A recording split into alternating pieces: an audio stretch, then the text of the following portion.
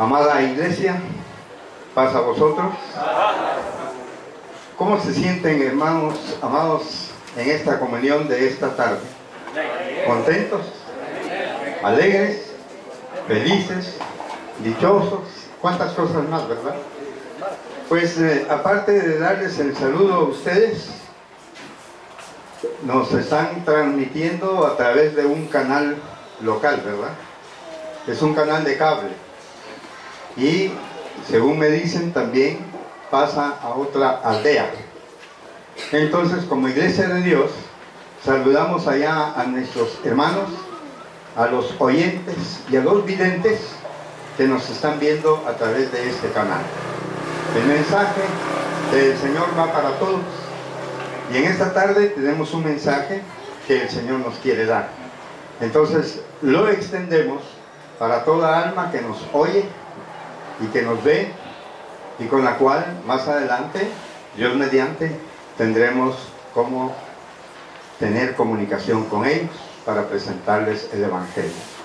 También en la mañana notamos que tenemos aquí nuestro hermano Ricardo Ávila. Siéntense un momentito porque así lo distingo. A ver dónde está, hermano. Hasta allá está. El reflejo del carro que está atrás solo me deja ver una sombra que hace así. Él es. Le damos la bienvenida, hermano, como autoridad allá en Melchor de Mencos, representando la alcaldía. Él es el alcalde de Melchor de Mencos, y qué bueno que esté con nosotros también, hermano, en esta comunión. Que Dios le bendiga en su administración, en su gestión, y que haya mucho fruto de bendición allá en Melchor de Mencos en esa dirección. Gracias, hermano. Muy bien. Ahora, hermanos, vamos a tocar la Escritura, porque vamos a escudriñar un poco de lo que nos dice el libro de Apocalipsis, que muchos le tienen miedo, porque dicen que Apocalipsis es terror. Se habla de 4 jinetes del Apocalipsis, de guerras y de muchas cosas. Pero hoy vamos a aprender que el Apocalipsis es la revelación de Jesucristo, y que se la dio Dios para manifestar las cosas que iban a suceder presto, y que las envió a través de su ángel a Juan su siervo, y Juan las escribió y quedaron escritas ahí para nuestra enseñanza, para nuestra paciencia, para nuestra consolación. Así es de que antes de orar, ahora les pido se pongan de pie. Así entra aire, se les va el calor, y vamos a elevar nuestra oración de petición al Señor para que nos ilumine a entender su palabra. Oremos. Bendito, amoroso y eterno Padre, estamos en este lugar glorificando tu nombre, porque tú así nos das esta oportunidad. Tú así nos lo permites, y cuán bueno y delicioso es participar de esta comunión, donde tu pueblo se unifica en uno, dándote las gracias por cuanta bondad concedida, y también por el momento que nos permites para escudriñar tu palabra, para compenetrarnos en lo profundo de ella, y traer la enseñanza para nuestra existencia, y para ser vasos útiles en tus manos, y trasladar así tu palabra a aquellas almas necesitadas.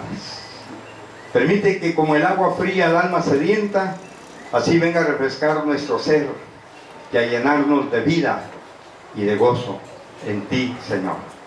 Bendice a nuestros hermanos que vinieron de varios lugares, de lejos y cercanos, porque todos somos uno en tu Hijo amado, y todos juntos recibimos tu bendición. Gracias por todo en Cristo nuestro Señor.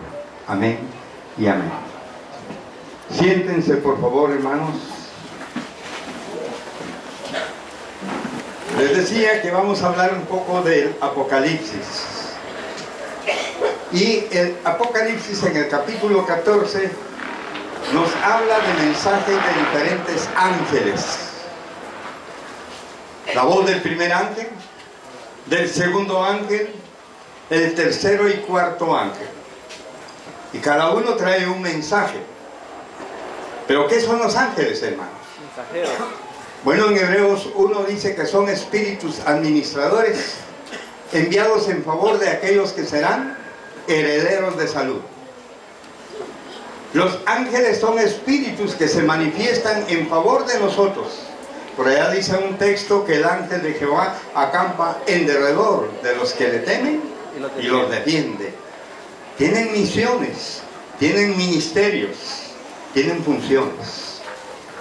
Y los ángeles tuvieron que ver, hermanos, con el ministerio de nuestro Señor Jesucristo. Desde antes que Él naciera, en carne y hueso, desde antes de que fuera presentado a María, el ángel del Señor ya estaba ejerciendo un ministerio en favor del ministerio de nuestro Señor Jesucristo. De tal manera que si escudriñamos la palabra, vemos a los ángeles anunciando la venida, vemos a los ángeles guiando a las personas que tienen que ver con Jesucristo, vemos a los ángeles sirviéndole, hermanos, en los momentos difíciles, vemos a los ángeles cuando el Señor asciende a los cielos y que se acercan a aquellos 11 varones, 11 que estaban viendo al cielo, y le dice: varones israelitas, ¿qué estáis viendo al cielo? Este Jesús que ustedes están viendo, así como ven que se va, así lo van a ver venir en su momento, en su tiempo. Ellos acompañaron al Señor. De esa manera, entonces, el apóstol Pablo en la primera carta a Timoteo dice que hay un misterio y que nosotros, los siervos del Señor, debemos servir al Señor, hermanos, con fidelidad a ese misterio. Misterio. ¿Qué es misterio? Misterio es aquello que aparentemente es oculto para el que no lo conoce. Entonces aquí en 1 Timoteo dice que tengan el misterio de la piedad con limpia conciencia. Y el misterio de la piedad estriba, les invito a abrir 1 Timoteo capítulo 3, cuando dice desde el versículo 8: los diáconos asimismo deben ser honestos, no bilingües, no dados a mucho vino, no amadores de torpes ganancias, que tengan el misterio de la fe con limpia conciencia. ¿En qué estriba ese misterio de la fe? En conocer perfectamente todo lo que se relaciona con Cristo Jesús, porque ahí está cifrada nuestra fe. Y sin contradicción, dice el versículo 16, grande es el misterio de la piedad. Estriba en 6 puntos. Primero, Dios ha sido manifestado en carne, ha sido justificado en el Espíritu, ha sido visto de los ángeles, subraye, ha sido predicado a los gentiles, ha sido creído en el mundo y ha sido recibido en gloria. Miren cómo encierra el misterio de la piedad en estos puntos. Dios ha sido manifestado en carne. La introducción del primogénito al mundo. La introducción del verbo hecho carne al mundo. Y de esa manera, dice acá, en este versículo tan hermoso, Dios ha sido manifestado en carne, Dios ha sido justificado en espíritu.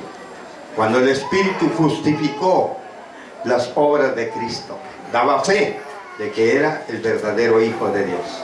Allá dice un texto: este es mi Hijo amado, en el cual tengo contentamiento. Por una voz del cielo que fue enviado. Y luego sigue diciendo que Dios ha sido predicado a los gentiles, Dios ha sido creído en el mundo, y Dios ha sido recibido en la eternidad. Pero algo que dijo es: Dios ha sido visto de los ángeles. Los ángeles en el ministerio de Cristo recibieron, hermanos, el privilegio de asistirle en cada momento, porque dice la Escritura: y cuando introduce al primogénito en el mundo, hay una orden: adórenle todos los ángeles de Dios. Bien, pero yo les dije que íbamos a tocar Apocalipsis, ¿verdad? Capítulo 14. En Apocalipsis capítulo 14 encontramos nosotros cómo los ángeles siguen sirviendo al Señor Jesucristo allá en la eternidad. Y los ángeles, que son mensajeros, están dándonos varios mensajes. El versículo 1 dice: y miré, y he aquí el Cordero estaba sobre el monte de Sión, y con él 144,000 que tenían el nombre de su Padre escrito en sus frentes. Sigue la narración, y veo el versículo 6 que dice: y vi otro ángel volar por en medio del cielo, que tenía el evangelio eterno para predicarlo a los que moran en la tierra, y a toda nación y tribu y lengua. Más adelante se ve otro ángel y dice, hermanos, en el versículo 8: y otro ángel siguió diciendo: ha caído Babilonia, aquella grande ciudad, porque ella ha dado de beber a todas las naciones del vino del furor de su fornicación. Y el tercer ángel, dice en el versículo 9, lo siguió diciendo a alta voz: si alguno adora a quien, dice, hermano, a la bestia y a su imagen, y toma la señal en su frente o en sus manos, este también beberá del vino de la ira de Dios, el cual está echado puro en el cáliz de su ira, y serán atormentados con fuego y azufre delante de los santos ángeles y del Cordero. Si ustedes se dan cuenta, también ellos anuncian. El primer ángel tiene en su mano, hermanos, el evangelio para ser predicado a toda nación, a todo pueblo, a toda tribu, a toda lengua. Es el Espíritu de Jehová el que envía, hermanos, a sus mensajeros, a sus predicadores.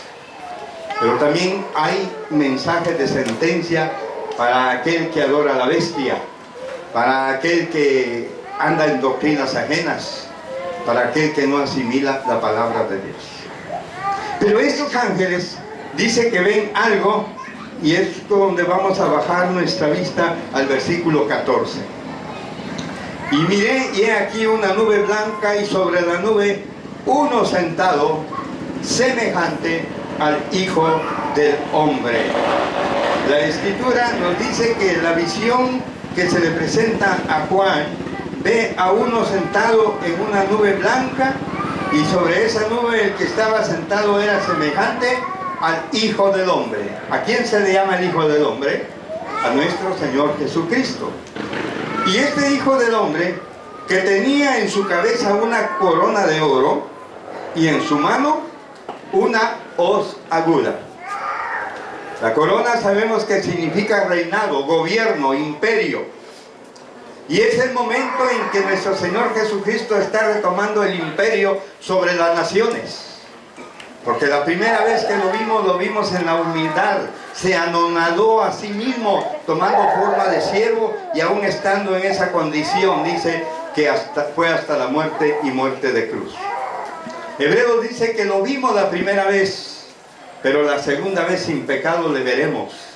Y cuando Cristo se manifieste en su segunda venida con grande poder y gloria, entonces todo lo que dice Apocalipsis tendrá su cumplimiento sobre la tierra. Pero usemos la imaginación, use su mente. Imagínese a alguien sentado sobre la nube blanca, teniendo una corona de oro y una hoz aguda en su mano. Esto tiene una significación muy grande para las naciones, para los pueblos. Es parte del mensaje que Dios nos está dando. Y por eso le vamos a intitular a nuestro tema: la siega y el lagar. Siega de segar, de cortar. Con la hoz se usa para cortar. Y el lagar es el lugar donde se echa la uva para ser pisada y para extraer el jugo de la uva, el vino. Esto tiene una simbología, hermanos, para nosotros y para las naciones, porque dice la lectura que vamos a seguir viendo: y otro ángel salió del templo, clamando en alta voz al que estaba sentado sobre la nube. ¿Qué se le dijo? Mete tu hoz y siega, porque la hora de segar te es venida, porque la miel de la tierra está como, hermano. está madura, está en su punto. Y el que estaba sentado sobre la nube echó su hoz sobre la tierra, y la tierra fue cegada. Y vi y salió otro ángel del templo que está en el cielo, teniendo también una hoz aguda, y otro ángel salió del altar, el cual tenía poder sobre el fuego, y clamó con gran voz al que tenía la hoz aguda, diciendo: mete tu hoz aguda y vendimia los racimos de la tierra, porque están maduras sus uvas. Y el ángel echó su hoz aguda en la tierra, y vendimió la viña de la tierra, y echó la uva en el grande lagar de la ira de Dios. Y el lagar fue hollado fuera de la ciudad, y del lagar salió sangre de los frenos de los caballos por 1700 estadios. Se nos habla cómo los ángeles están teniendo participación. Y el que tiene la hoz aguda, dice, es una hoz sumamente afilada. La tierra, hermanos, está en su punto de ser cegada. Pero esto tiene una simbología. Si no nos alcanza a la mente a que entendamos lo que estamos leyendo, es necesario auxiliarnos con la misma palabra para que ella nos dé los significados. ¿Qué significa todo esto, hermanos, de Revelación 14, 14 al 20? Vamos a consultarle al mismo Señor Jesucristo, porque Él también hablaba en figuras, hablaba en parábolas. Y solo aquel que quiere entender las cosas de Dios y que se sujeta a Él, el Señor le hable el espíritu de su mente para que entienda su palabra. Aquel que no la quiere entender se ciega y, hermano, niega la palabra de Dios. Pero ¿qué dijo nuestro Señor Jesucristo? Veámoslo en Mateo capítulo 13, versículos 36 en adelante.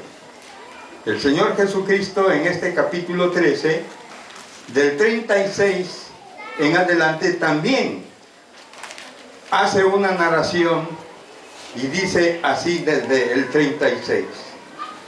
Entonces, despedidas las gentes, Jesús vino a casa.